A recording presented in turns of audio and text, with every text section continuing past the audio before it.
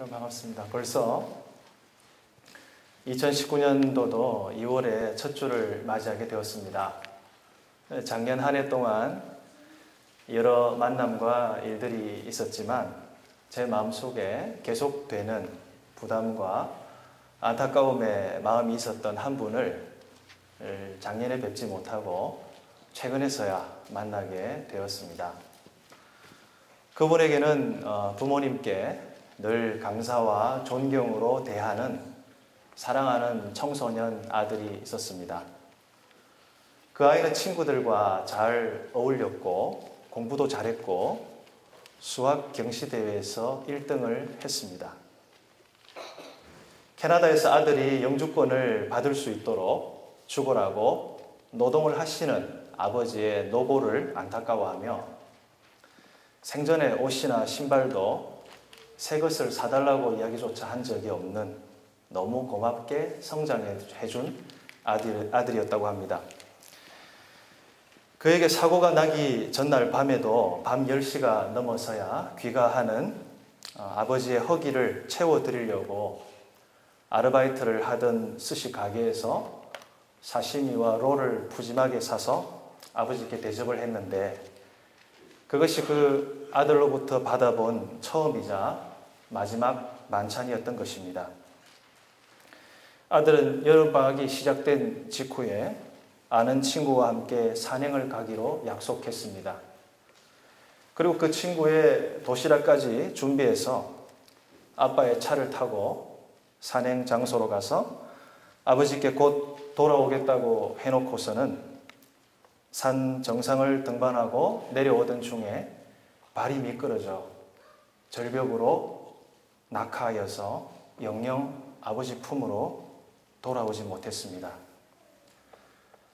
그 아버지의 절규와 탄식의 아픔을 저는 아무리 공감하려고 해도 그분이 느끼시는 것만큼 할 수가 없었습니다.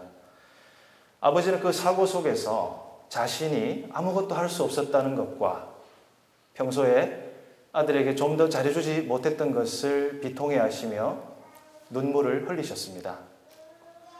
그리고는 자신이 이 세상을 떠나 주님 앞에 서게 된다면 꼭 따져보고 싶은 것이 있다고 하셨습니다.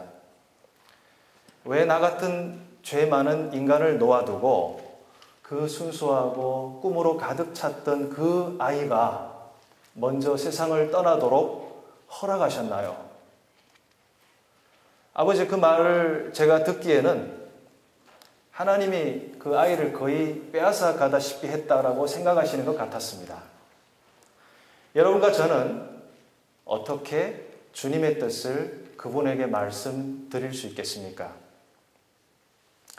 그날 제가 할 수 있었던 것은 단지 아버지의 눈물과 탄식을 애통하게 여기며 같이 울어주고 들어주는 것이 전부였습니다. 그리고는 집에 돌아와서 아버지의 눈물과 탄식을 씻어주실 수 있는 주님을 갈망하는 가운데 요한계시록의 말씀을 읽게 되었고 오늘 본문을 통해 큰 위로와 소망을 갖게 되었습니다. 사랑하는 성도 여러분, 저는 오늘 설교를 통해서 여러분이 저에게 주목하게 되는 것이 아니라 오로지 우리를 구원하시는 분께 집중할 수 있기를 바랍니다. 여러분이 자기 자신을 높이지 않고 자기 중심적으로 빠지지 않고 오직 주님께 믿음을 두시는 말씀의 선포의 시간이 되기를 소망합니다. 그러면 오늘 말씀에서 우리가 지상에서 뿐만이 아니라 천상에서 영원히 경배해야 할 주님을 요한은 어떤 분으로 보았는지 먼저 결론의 말씀을 같이 읽겠습니다. 16절 17절을 같이 읽습니다. 그들이 다시는 줄이지도 아니하며 목마르지도 아니하고 해나 아무 뜨거운 기운에 상하지도 아니하리니 이는 보좌 가운데 계신 어린 양이 그들의 목자가 되사 생명수 샘으로 인도하시고 하나님께서 그들의 눈에서 모든 눈물을 씻어주실 것임이라. 이 말씀을 보면 인간이 인생 가운데 제일 갈망하는 소원이랄까요?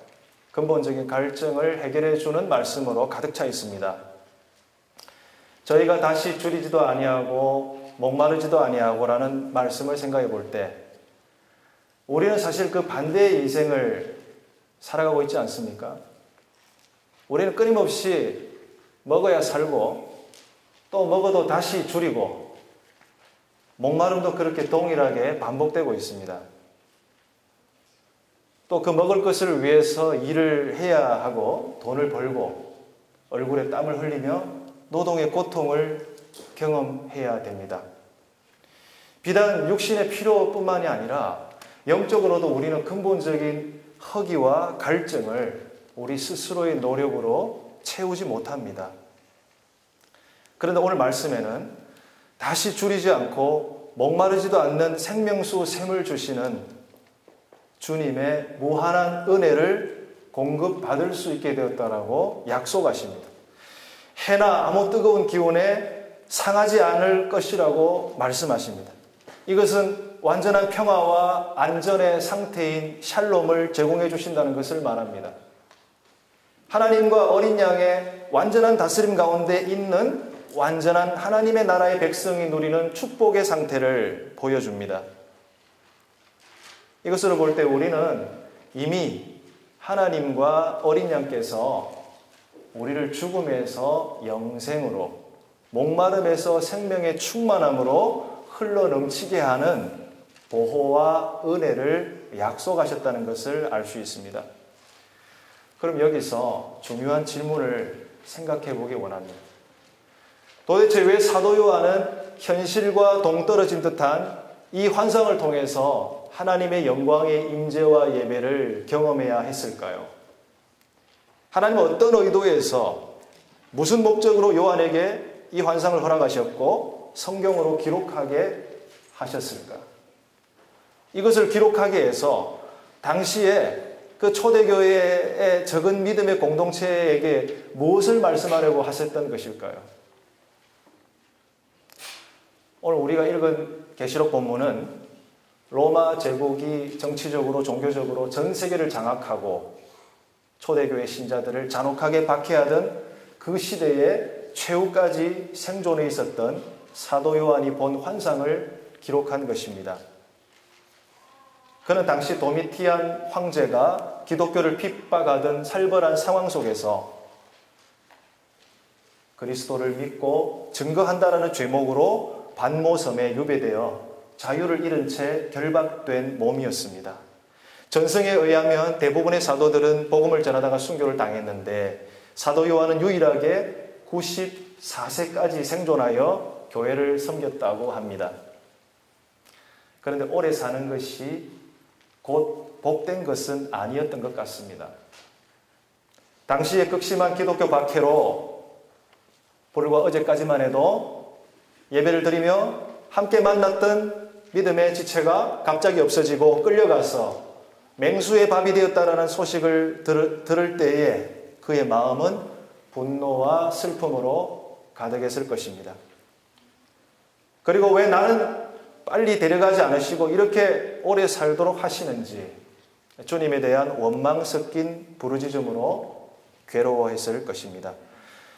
그런데 어느 날 빛난 영광 가운데 계신 주님을 보았습니다. 사자를 통해 교회들에게 말씀하시는 그분의 음성을 들었습니다. 그리고는 성령의 이끌림을 받아서 천상의 예배를 목격하게 되었습니다.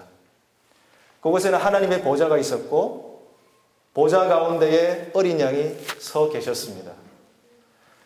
어린 양이 나와서 아버지가 가지고 계신 봉인된 두루마리를 받아서 펼쳤는데 하늘의 모든 장로들과 천군 천사들이 어린 양 앞에 일제히 경배하며 찬양과 영광을 돌리는 것을 보았습니다. 그리고 어린 양은 두루마리에 봉인된 인을 차례로 떼신 후에 이제 각 나라와 족속과 백성 방언에서 수많은 큰 무리가 흰옷을 입고 종려 가지를 흔들며 보좌에 하나님과 어린 양을 찬양하는 장면을 목격했습니다. 9절 말씀에 2일 후에 내가 보니 각 나라와 족속과 백성과 방언에서 아무도 능히 셀 수 없는 큰 무리가 나와 흰옷을 입고 손에 종려가지를 들고, 비슬리 머레이라는 그 신약 학자가 있는데요. 이 구절을 주석을 하면서 흰옷을 입었다는 것은 신자의 순결과 부활의 영광을 나타내는 것이다라고 말했습니다. 종려가지는 전쟁에서 승리하고 그 이후에 기쁨과 승리를 상징한다라고 말합니다.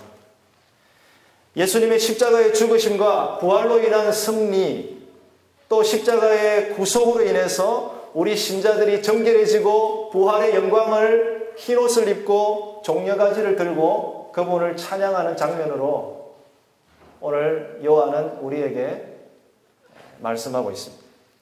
그 큰 무리가 사실상 너희들이고 우리고 핍박받고 있는 이 작은 공동체라고 말씀하고 있는 것입니다.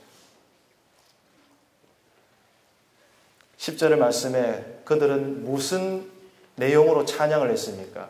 구원하심이 보좌에 앉으신 우리 하나님과 어린 양에게 있도다. 여기 구원이란 말이 나오죠. 구원. 10원이 아니고 구원. 우리 친구들이 좀 듣기 쉽게. 근데 그 구원보다 훨씬 값진 거예요. 아시겠죠? 우리 친구들. 그 구원의 주체가 하나님과 어린 양이라고 합니다. 참 신기하게도 어린 양을 구원과 연결시키는 이런 연관성은 이미 출애굽 때 이스라엘 백성을 광야로 이끄신 하나님의 역사에서 나타나셨습니다.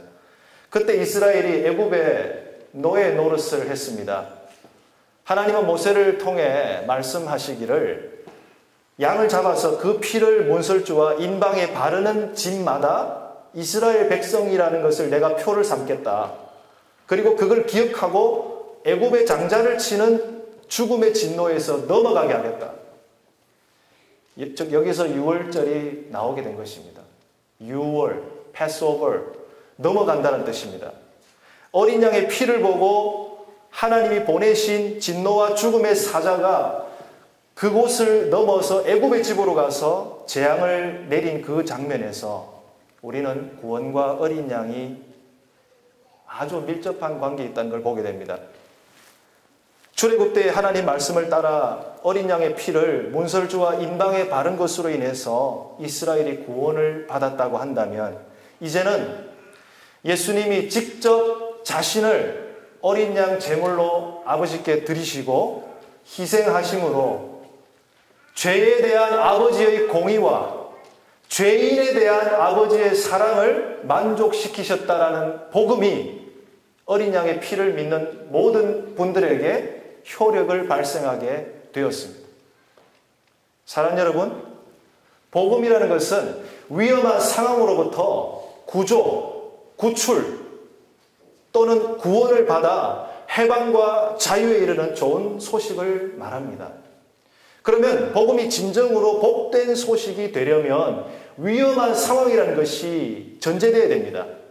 그 위험한 상황이라는 것이 사람마다 다양하겠지만 성경에서 말하는 위험한 상황은 모든 사람들에게 공통되는 것을 지적하고 있습니다. 그것은 우리가 하나님의 선하신 창조의 역사로 하나님의 형상대로 지음을 받고 그분만을 섬기고 예배하고 살도록 부름을 받았지만 그 영광과 예배를 주님께 돌리지 않고 도리어 하나님을 반역하고 떠나서 내가 내 인생의 왕노릇을 하고 영광을 나에게 돌리고 그래서 그분의 생명에서 끊어지게 되었다는 것입니다. 그 결과 죄의 대가로 죽음이라는 형벌을 받게 되었습니다. 죽음이라는 것은 단지 육신의 죽음뿐만이 아니라 하나님의 생명과 임재에서 단절되었다, 상관없는 상태가 되었다는 것을 말합니다. 이런 인간의 타락과 죄인됨의 결과로 죽음이 왔습니다. 부자유가 왔습니다. 율법의 저주라는 굴레가 인간을 강력하게 사로잡아서 우리 스스로가 그것을 빠져나오기가 불가능하게 되었는데 그것이 바로 위험한 상황이라는 것입니다. 사실 저는 과거에 죽음까지는 아닐지라도 굉장한 고통 가운데서 구조된 경험이 있습니다. 이거 이야기하면 흑역사를 말하는 건데, 한 번은 가족과 함께 수영장이 딸린 스파에 휴양을 간 적이 있었습니다. 제가 그날따라 수영이 잘 되었어요. 준비 운동도 없이 이쪽에서 저쪽 끝까지 한 번에 갔다가 착지를 하려고 했습니다. 근데 잘 갔는데 저 엣지, 끝쪽에 엣지 쪽에서 갑자기 발이 닿지가 않았습니다. 나중에 알고 보니까 처음 출발지는 1m도 안 되었는데 반대쪽 지점은 3m가 훨씬 넘었던 것 같았습니다. 그 구조를 그렇게 만들어 놨더라고요, 수영장을. 그걸 모르고 똑같은 그 깊이라고 생각을 했죠. 그런 사실을 모른 채 당황하다 보니까 몸에 경련이 오고 마비 증세가 옴을 느꼈습니다. 몸을 움직여도 물 밖으로 나가지지 않고 그 자리만 맴돌면서 물을 먹고 허우적대고 있었습니다. 여기서 웃으시는 분들은 경험이 있으신 것 같아요. 근데 굉장히 심각했어요, 그때. 근데 마침 근처에 있던 캐네디언 할아버지 한 분이 잠수를 해서 저의 허리를 탁 잡아서 끌고 가는 걸 느꼈습니다. 저는 그때 그냥 그분에게 제 자신을 그대로 그냥 내어 맡겼습니다. 잠시 후에 물 밖으로 나오게 되었고 물을 토하고 겨우 회복될 수 있었습니다. 그 무명의 캐네디언 할아버지가 저의 구원자였습니다. 위험한 상황이란 것은 구조되지 않는다고 해서 저절로 없어지는 것이 아닙니다. 그 상황은 스스로 빠져나오든지 아니면 누군가의 도움으로 탈출되어야 비로소 생명으로 이어갈 수 있는 것입니다. 그런데 그리스도를 믿지 않는 인생은 그 존재와 삶이 하나님의 생명에서 끊어져 있습니다. 즉 본인 스스로의 힘과 노력으로 거기서 빠져나올 수가 없다는 것입니다. 그러므로 그 위험한 상황에서 빠져나올 수 있는 유일한 길은 누군가가 도와줘야 되는데 성경은 오직 예수님과 그분의 십자가의 복음 외에는 구원받을 수 없다라고 선언하십니다. 왜냐하면 진정한 생명과 샬롬을 맛보려면 인간이 하나님께 반역한 죄의 문제가 해결이 되어야 됩니다. 그리고 그 죄의 대가인 죽음의 문제를 누군가가 제거를 해줄 수 있어야 됩니다. 그것을 인간을 대신해서 죄 없는 하나님의 유일하신 아들 어린 양 대신 예수님이 자신을 드림으로 자신을 희생하심으로 가능하다는 것을 하나님 아버지는 인정하셨습니다. 저는 그때 구조됨으로 덤으로 얻은 삶을 살고 있다고 생각합니다. 아마 사도 요한도 그러지 않았을까요? 그는 사도들 중 가장 나중까지 생존했기 때문에 기독교 박해에 큰 두려움과 고통 속에서 살았을지 모르지만 다른 사도들이 허락받지 않은 것을 보고 체험하는 영광을 누렸습니다. 자신의 현실의 삶은 교회와 기독교에 대한 가혹한 핍박이 있고 로마 제국이 얼마나 엄청난 폭정을 행했습니까?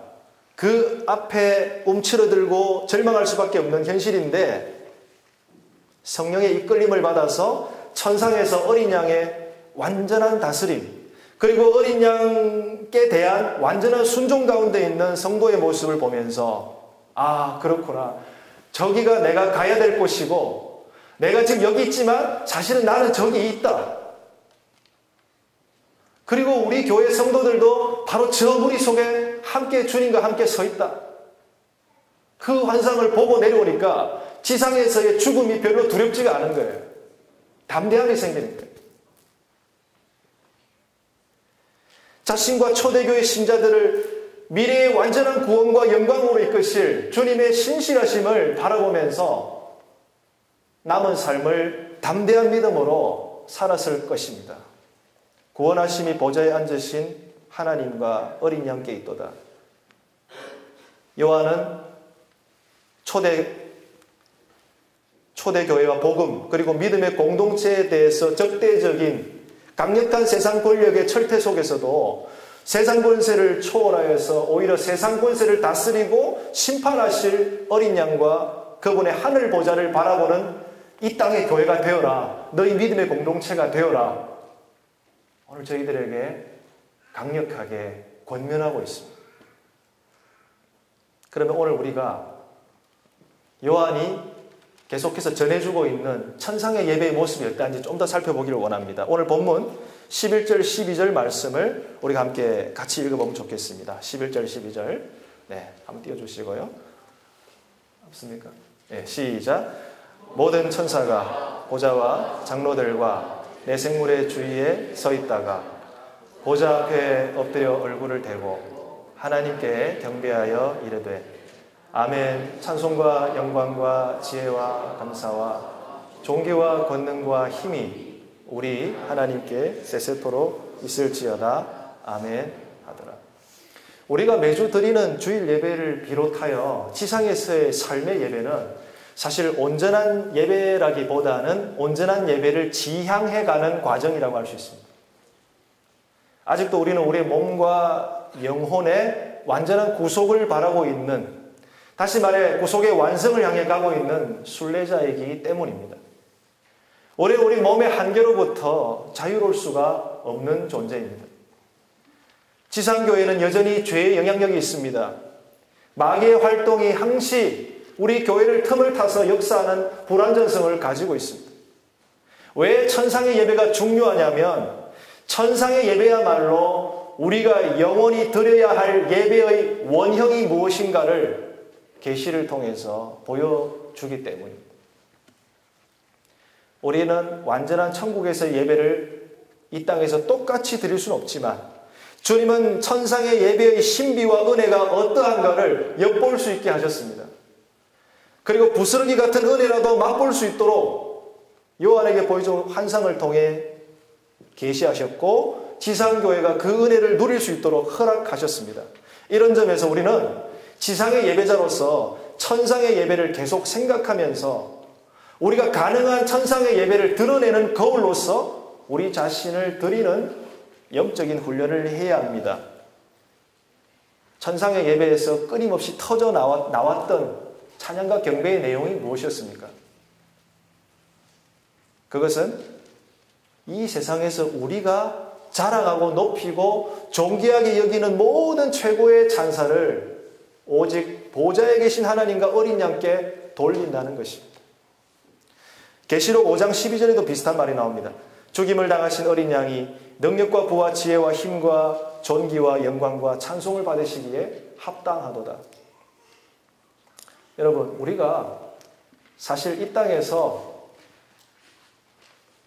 성령 하나님이 우리에게 예수님의 진리를 깨닫게 해주시고 아버지의 뜻을 따를 수 있도록 은혜를 주시지 않으면요, 그런 거룩한 소욕을 주시지 않는다면 우린 보나마나 100% 우리 자신의 육신의 욕망을 따라 살게 됩니다. 성경은 인간이 이 땅에서 추구하는 본질이 무엇인가를 꿰뚫어서 말씀해 주십니다. 인간이 많은 활동을 하죠.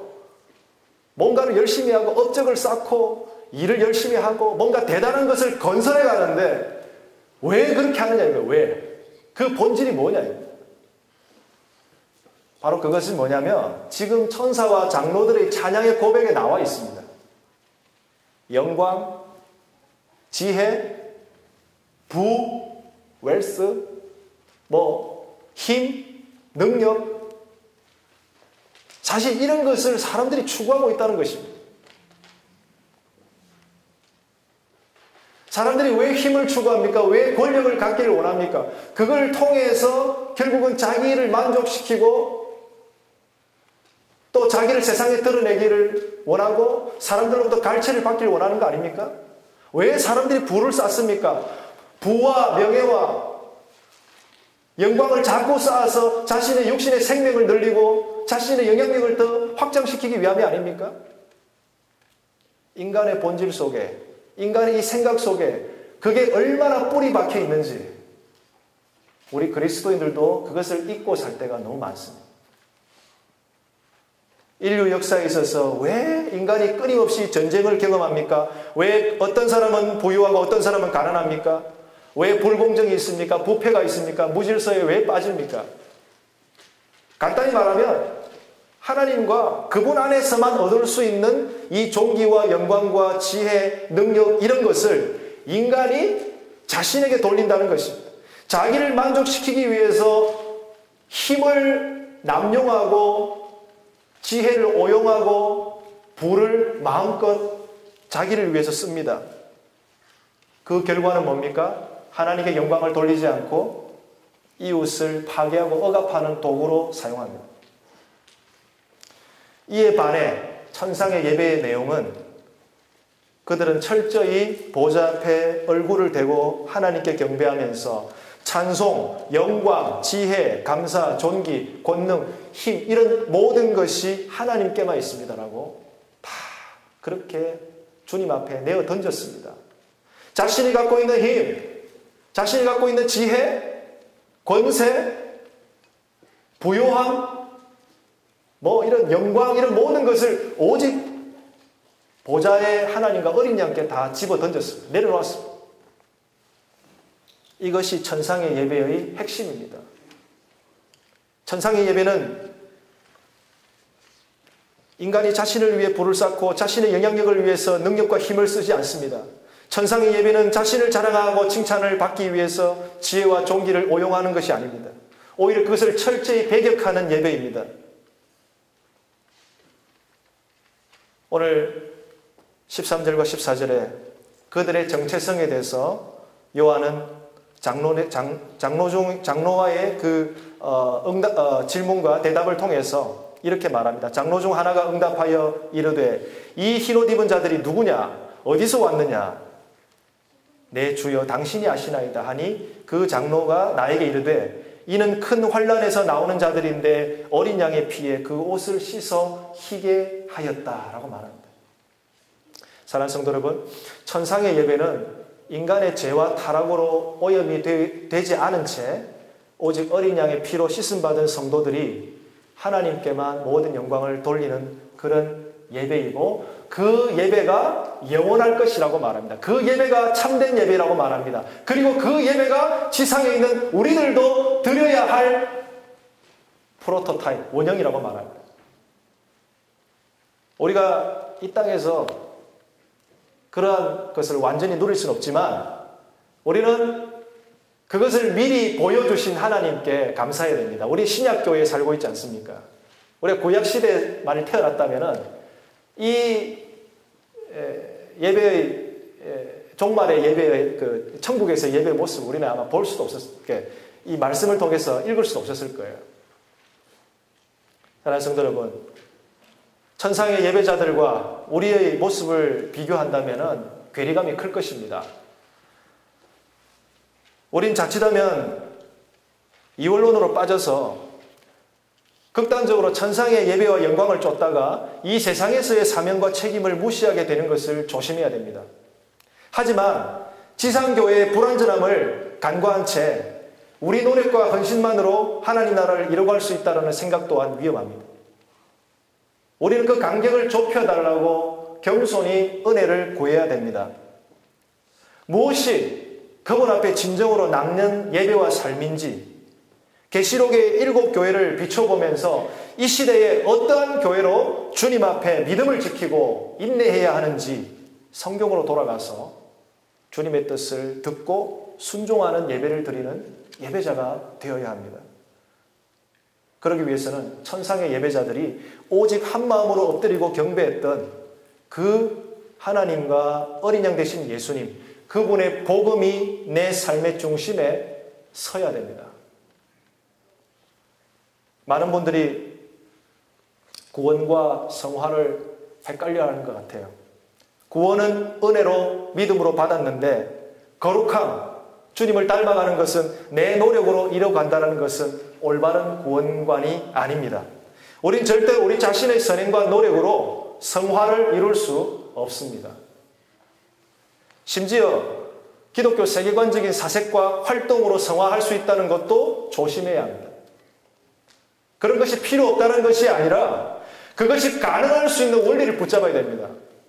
그 복음의 토대 위에서 천상의 예배와 영광이 오늘 우리와 교회에 어떻게 임할 수 있는지를 고민하면서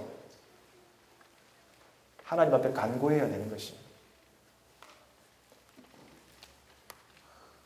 천상에서는 어린 양께 완전히 순종하는 큰 무리들에 비해서 지상의 현실 속에서는 우리는 여전히 죄성을 가지고 있고 말씀과 성령에 대해서 불순종하는 그런 현실을 우리는 보게 되는데, 그 간격이 좁혀지기를 우리는 늘 주님 앞에 지혜를 구하고 무릎 꿇어야 되는 것입니다.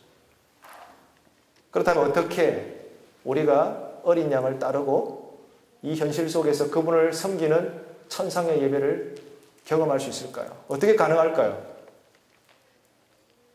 저도 모든 대답을 여러분에게 해줄 수는 없는데, 오늘 이 15절 말씀을 통해서 조금이나마 주님의 위로와 답을 생각해 보았습니다. 성도의 영원한 성전이 되어주시는 하나님, 그리고 우리 가운데 장막을 치시고 영원히 거하겠다라는 어린 양의 임재의 약속, 어쩌면 그것을 우리가 매일마다 붙잡고 매 순간마다 붙잡을 수 있다면 우리는 천상의 예배를 이 땅에서도 경험할 수 있지 않을까. 우리 15절 말씀을 통해서 위로를 받으면 좋겠습니다. 한번 다 같이 15절 말씀을 읽겠습니다. 계시록 7장 15절 시작.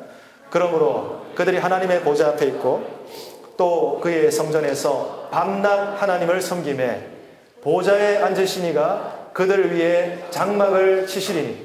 아멘. 여기 보면 성전이란 말과 장막이란 말이 있죠. 여러분, 교회, 우리 이 예배당이 거룩한 하나님의 성전이다. 여기에 조금 우리는 약간 거부감을 가지고 있어요. 교회는 그리스도의 몸이고 보이지 않는 영적인 그리스도를 믿는 그런 신자들의 모임이지, 이게 어떻게 빌딩이냐? 빌딩이 아니다. 그래서 건축할 때도 성전 건축이라는 말을 쓰지 말자. 그런 걸 우리 많이 들었죠. 근데 사실은 이 성전이라는 말은 굉장히 거룩하고 우리 크리스찬의 삶에서 중요한 말입니다. 구약 성경에서는 이 성전이라는 것은 하나님이 그분의 백성들과 함께 거하시는 플레이스, 처소였어요. 사실 하나님은 그 처소에 갇혀 있는 분입니까? 아니죠. 하나님은 우리가 그분을 이 공간에 가둬놓을 수 있는 존재가 아닙니다. 하나님은 제한받지 않으십니다. 하나님 백성은, 그런데 우리는 이 인간의 한계가 있기 때문에 하나님께서 우리의 모습, 이 한계를 이해를 해주시고 그분이 우리의 수준에 맞게 이렇게 스테이 하시겠다라는 그런 뜻에서 성막과 또 테이블네이클, 장막을 이렇게 만들라고 하셨습니다.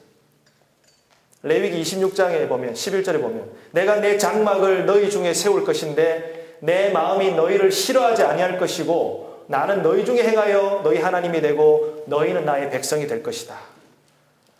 이렇게 약속하셨어요. 그래서 이게 조금씩 틀은 달라졌습니다. 모세의 이 장막, 성막, 거기서 또 나중에 솔로몬의 성전까지 이렇게 이어지게 되죠.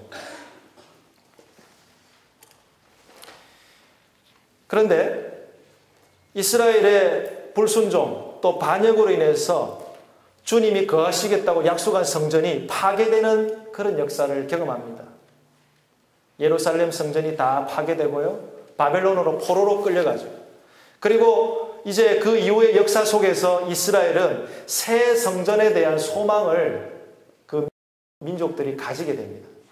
언젠가는 하나님께서 다시 한번 우리에게 성전을 회복해 주시지 않겠나. 주님, 그때가 언제입니까? 이렇게 기다리고 있었는데 신약 시대에 와서 이제 하나님이 예수님을 세우셔서 그 예수님이 자신이 직접 성전이 되시겠다고 말씀하셨습니다. 그리고는 그 성전에 대한 약속의 성취로 교회를 또 세우시겠다고 하셨습니다. 하나님의 성전인 지상교회. 오늘 우리는 불완전하지만 이 속에, 우리 마음 속에, 또 우리의 몸 속에, 또 이 우리의 모임 속에 오늘 어린 양 되신 예수님은 신비하게 함께하고 계심을 믿으시기 바랍니다. 주님이 천국의 성전을 요한을 통해 보여주신 이유는 무엇일까요? 지상교회의 신자들이 아무런 제약이 없이 하나님께 나아갈 자격을 누리게 되고 천상에서 궁극적으로 완전히 하나님의 얼굴을 마주하면서 그분과 함께 거하고 먹고 마실 수 있는 그러한 은혜의 길을 여셨다는 것입니다. 주님이 친히 성전이 되어주신다는 은혜와 성도들이 주님의 장막에 일시적인 것이 아니라 영원히 거한다라는 그 복음의 완성을 요한을 통해서 보여주신 것입니다. 사랑하는 성도 여러분, 천국은 어떤 나라죠? 천국은 금이 번쩍번쩍하고 다이아몬드가 번쩍번쩍하고 보석이 많은 그런 나라로 생각을 할 수 있는데요. 제일 중요한 것은 천국은 하나님 자신이 성전이 되시는 곳입니다. 그분과의 교제와 그분과의 교통과 또 우리가 그분을 섬기고 그분의 생명을 함께 누리고 그분을 사랑하는 것에 아무것도 걸림이 되지 않는 어떤 장애물도 없는 온전한 섬김, 완전한 예배, 완전한 교제와 임재가 이루어지는 그것이 영원히 지속되는 그것이 천국입니다. 결론적으로 우리는 비록 여전히 이 땅에 가고 있지만 천상에서 드리는 예배에 육신적으로 참여할 수는 없지만 그러나 이 땅에서도 성령 안에서 어린 양 예수님 안에서 우리는 천상의 예배를 경험할 수 있다는 것입니다. 여러분 그걸 생각해야 됩니다. 그것을 내가 사는 가운데서도 기억을 할 수 있어야 됩니다. 오늘 우리는 공적인 예배뿐만이 아니라 삶 속에서 자주 우리의 마음이 천상의 예배에 동참하는 것을 갈망하며 마음을 열 때에 성령님이 부르신 그곳에서 노동하는 그곳에서 공부하는 그곳에서 때로는 이해할 수 없는 고통 속에 있는 그곳에서 아버지와 어린 양이 친히 성전이 되어줘서 장막을 치시고 우리가 밤낮 그분을 섬기게 되고 종말에는 그 완성될 천국에서 우리 눈에서 모든 눈물을 씻어 주실 것을 믿으시는 은혜로 여러분 살아가시기를 바랍니다. 말씀을 마무리하면서요. 고통 가운데 있었던 분들이 어떻게 그 상황 속에서 주님의 치유와 위로를 받으며 상처받은 치유자가 되어가고 있는지 좀 나누고 싶습니다. 여기 사진을 한번 띄워줄 수 있습니까? 네, 니콜라스 월터 스토프라는 미국 교계와 사회에서 존경받는 기독교 철학자가 계십니다. 지금 아마 87살 정도 되신 걸로 이렇게 아는데요. 기독교 철학과 교육 분야에서 가르침과 저술로 탁월한 공헌을 하신 이분에게도 크나큰 고통의 시절이 있었습니다. 그의 외아들이 에릭이라는 아들이 있었는데 에릭이 25살 때 등산하다가 사고를 당해서 먼저 주님의 품으로 갔습니다. 그리고는 그 고통을 겪으면서 나는 사랑하는 사람을 잃었습니다라는 책을 썼습니다. 그 책 내용 중에 그는 이렇게 말합니다. 세상의 고통은 나의 내면 깊숙이 파고들었다. 이전에 나는 슬픔이 이토록 클 수 있었는지 몰랐었다. 아들의 사고가 있기 6개월 전에 나는 친구의 23살 된 아들의 장례식에 간 적이 있었다. 그때 나는 친구가 느끼는 슬픔의 깊이를 헤아리려고 애썼다. 나는 이제야 그때 내가 친구의 슬픔에 전혀 동참하지 못했다는 것을 깨닫는다. 모든 사람이 느끼는 고통에는 그 사람만의 깊이가 있다. 어떠한 사람도 다른 사람의 고통에 온전히 참여할 수 없다. 그러나 이제 나는 다른 이들의 고통에 이전보다 더 가까이 다가갈 수 있다. 그분은 이렇게 자신의 고통을 통해서 다른 사람의 고통을 이해하고 다가가 손길을 내밀며 함께 해주는 주님의 사람으로 자신의 삶의 예배를 드리고 있습니다. 앞에서 소개했던 사랑하는 아들을 잃은 아버지는 저에게 꼭 이 이야기를 전해달라고 부탁했습니다. 이제는 자신이 만나는 사람들마다 그가 누구든지 붙잡고 마치 기독교 복음을 전도하듯이 전한다고 합니다. 여러분과 아이들 잘 들으세요. 첫째, 절대로 우리 자녀들을 캐나다산에 함부로 등산하지 않도록 하십시오. 만일 겨울에 스키나 보드를 탄다면 꼭 자신의 레벨에 맞는 곳만 그렇게 타도록 하십시오. 그리고 절대로 호수가 깊은 곳에서 수영을 하지 않도록 지켜주십시오. 왜냐하면 아무리 수영 실력이 좋아도 갑자기 차가운 수온에 심장마비가 올 수 있기 때문입니다. 그 아버지에게는 이것이 그분이 현재 사람들에게 전하고 싶고 간절히 말해주고 싶은 복음과도 같은 것이었습니다. 사랑하는 성도 여러분, 오늘 이주민으로서, 유학생으로서 이곳 밴쿠버에 살고 있는 저와 여러분의 현재의 복음은 무엇입니까? 누구를 만나더라도 이것만큼은 그토록 전해주고 싶은 나의 복음의 스토리는 무엇입니까? 그것을 천상의 예배를 통해 발견하고 우리의 몸을 성전 삼고 이미 내 안에 계시는 예수님과 아버지가 임재하시는 것이 종말에 우리의 모든 눈물을 씻겨주실 것이라는, 거기까지 계속 이어질 것이라는 그런 믿음 가운데 증거되어진다면 얼마나 주님이 기뻐하실까요? 바라기는 이제 보좌에 앉으신 하나님과 어린 양 예수님이 친히 성전이 되셔서 영원히 우리 가운데 거하신다는 것을 믿으시기 바랍니다.